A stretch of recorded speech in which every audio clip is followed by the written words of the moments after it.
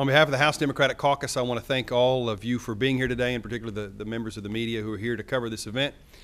We come together again as a caucus joined with educators, superintendents, as well as teachers, because education is important to the people of Oklahoma. And the last several years have been anything but kind to our students, our teachers, our parents, and our administrators.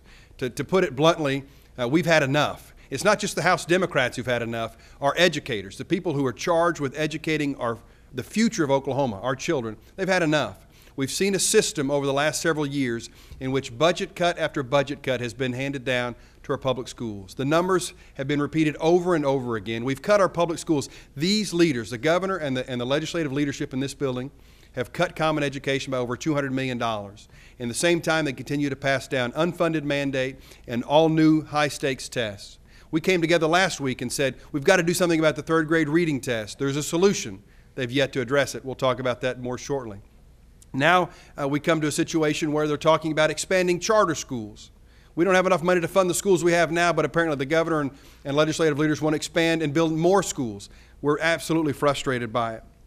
We're calling upon legislative leaders and the governors to stand up and do what's right for public education, to stand with our teachers and our superintendents, to stand with our children and our parents and say that we're actually going to fund public education. We're going to stop the mandates. We're going to roll back these unnecessary tests and take pressure off of our students and our teachers so that they can do what really is important and simply educate the future of Oklahoma. Today I'm here to talk briefly about House Bill 2625, the third grade retention and the high-stakes testing that's associated with that. You know, that House bill, when it left here, it added some degree of common sense to the issue of grade school illiteracy. It's over in the Senate now, and it's getting chewed around and added to, and we don't know what's going to come out of there. But one thing that we need to understand is when we talk about third graders, students K through 3, they learn to read so that later they can read to learn. And that's just common sense. That's what's necessary. But the problem is threefold. Number one is these non-readers need to be identified long before the third grade. And who's best to do that? The teachers or some standardized test that you take in the third grade that's going to knock some of the students out at the knees. Number two, a lack of funding. And number three, a State Department that would rather distribute Oklahoma's scarce education dollars to testing companies than allow those funds to be placed in the classroom where they need to be. We've got ACT tests. That's a proven test. Why do we have to have test after test after test when those tests are there to disclose competency? We could do away with a lot, and what we can do is take the scarce education dollars available in the state of Oklahoma and put them where they need to be in the classroom. I want to talk to you about House Bill 3399 that left this chamber, our chamber, and went into the Senate, and then it started getting amended.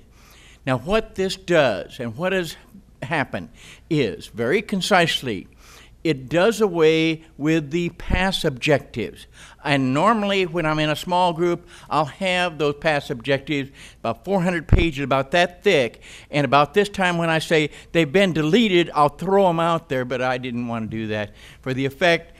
And then in addition to doing away with, I served on committees creating the pass objectives for social studies. And all of a sudden, the legislature decides to do away with them. Then, in addition, we had signed on as a state to do Common Core. And then all of a sudden, it's become politicized. And about this time, I say, well, what replaces it? And I don't have it with me because it'd probably be inappropriate, but I would hold up a picture of our state superintendent and say, that's what replaces all those years of work. I call that chaos. And that's what our schools are facing. 2 weeks ago, they were sold a bill of goods. That didn't happen. We have a charter school bill. That can't happen. There's not enough money for the schools we have, so we're going to create more schools. That makes no sense.